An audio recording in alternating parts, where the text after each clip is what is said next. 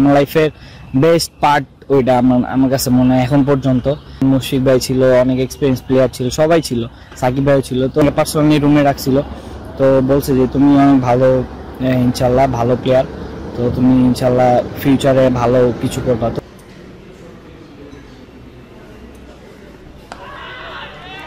ওয়াসি বিশ্বকাপেও ছিলেন বাংলাদেশ জাতীয় দলের সাথে। দেশের সবচেয়ে সেরা ব্যাটারদের বিপরীতে টানা বোলিং করে গেছেন নেটে, তাতেই বেড়েছে আত্মবিশ্বাস। এরপর যেটা দরকার ছিল তা হলো ম্যাচ খেলার সুযোগ। এনসিএল এ ওয়াসিকে সেই সুযোগ করে দিয়েছে বিভাগীয় দল রাজশাহী। এখন অবধি চলমান এনসিএল এ 6 উইকেট নিয়েছেন ওয়াসি সিদ্দিকী। সবচেয়ে বড় কথা, খুব গুরুত্বপূর্ণ সময়গুলোতে এনে দিয়েছেন ব্রেক থ্রু। এই যেমন স্বাগতিক চট্টগ্রামের বিপক্ষে ম্যাচের কথাই ধরা যাক, 50 করা সাদিকুর রহমান আর 50-র পথে থাকা পারভেজ হোসেন ইমন, দুজনকেই পেভিলিয়নের পথ দেখানোর কাজটা কিন্তু ওয়াসিই করেছেন। পরবর্তীতে বোল্ড করেছেন ইরফান শুক্কুরকেও। আমাদের দেশের ঘরোয়া ক্রিকেটে লেগ স্পিনারদের ম্যাচ খেলার সুযোগ খুব কমই হয়েছে। ফার্স্ট ক্লাস ক্রিকেটে তো বলা যায় লেগ স্পিনারদের স্কোয়াডে রাখাই দায়। সেখানে ওয়াসিকে নিয়মিত খেলানোর সিদ্ধান্ত নেওয়া রাজশাহী ম্যানেজমেন্টের ধন্যবাদ অবশ্যই প্রাপ্য।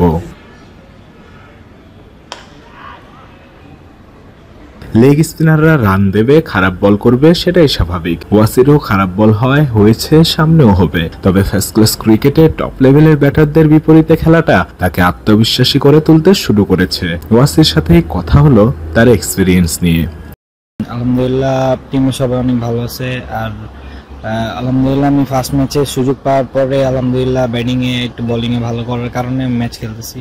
আলহামদুলিল্লাহ এটা আমাকে অনেক হেল্প করতেছে যে ফার্স্ট ক্লাসে সব ভালো ভালো ব্যাটসম্যানদের এগেনস্টে বোলিং করতেছি, তো এটা আমাকে অবশ্যই হেল্প করতেছে। ইনশাল্লাহ আমি পার্সোনালি চাই যে আমি যাতে সবসময় পারফর্ম করতে পারি আর আমি যাতে টিমে সবসময় খেলতে পারি, এটার চেষ্টাই আমি করতেছি। ফার্স্ট ক্লাস ক্রিকেট আমরা সবাই জানি যে ফার্স্ট ক্লাস ক্রিকেট খেলার জন্য সবাই মুখ্য হয়ে থাকে যে আমি কখন ফার্স্ট ক্লাস ক্রিকেট খেলবো, ড্রিম বলা যায়। তো আলহামদুলিল্লাহ আমার অবশ্যই ইমপ্রুভ হইতেছে, কারণ এখানে সব বিশ্বমানের ভালো ভালো প্লেয়ার আছে, সবাই ভালো। তো এখানে আমি যত ভালো বোলিং করব সামনে আমার ক্যারিয়ারের জন্য ভালো হবে ইনশাল্লাহ। এর ভিতরে আমি চাই যাতে যত ভালো বোলিং করা যায়। তো এখানে রান হইতেই পারে, রান একটা লেফট আর্ম স্পিনার হোক, পেস বোলার হোক, রান খাইতেই পারে, এটা ম্যাটার করে না, কিন্তু আমি যাতে ভালো বোলিংটা করতে পারি। তো এটাই আমার চেষ্টা থাকে ম্যাচের ভিতরে যে আমি যাতে ভালো বোলিংটা করতে পারি, আমার বেস্ট বোলিংটা করতে পারি। ফিটনেসের দিকটা নিয়ে আপনি আসলে কতটা সচেতন? আমি অবশ্যই অনেক সচেতন, কিন্তু আমি একটু ফ্যাটি আছি। তো ইনশাল্লাহ এটা আমি ট্রাই করতেছি আর কি ভালো করার, আরো ভালো করার। লেগ স্পিনটা মাশাআল্লাহ অনেক ভালো করেন। ব্যাটিংটা নিয়ে চিন্তা ভাবনা কেমন আসলে? ব্যাটিংটা নিয়ে আমি আসলে ব্যাটিংটা ছোটবেলা থেকেই, যখন আমি একদম ছোটবেলায় যখন টেনিস খেলতাম তখনও ভালো ব্যাটিং করতাম।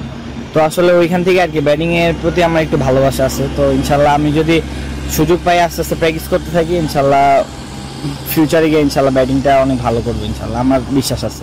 ক্যারিয়ারের একদম আর্লি সময় আপনি আছেন, তো মানে রাইট নাও এখন আপনার কাছে কি মনে হয় যে আপনার ক্যারিয়ার আরো অনেক বড় হওয়ার জন্য অথবা আপনি যাতে অনেক দিন জাতীয় দলে খেলতে পারেন, এটার জন্য আপনার সবচেয়ে বেশি জরুরি কি?